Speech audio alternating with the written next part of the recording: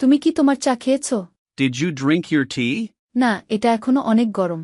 No, it is still very hot. তুমি কি এখন ব্যস্ত? Are you busy now? হ্যাঁ, আমি খুব ব্যস্ত। Yes, I'm very busy. তুমি কি কাজটা শেষ করেছো? Did you finish the task? এখনো না, এখনো কাজ চলছে। Not yet, still working. তোমার কি কোনো সাহায্য লাগবে?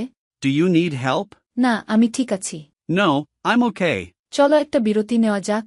Let's take a break. ভালো বুদ্ধি, চলো যাই। Good idea, let's go.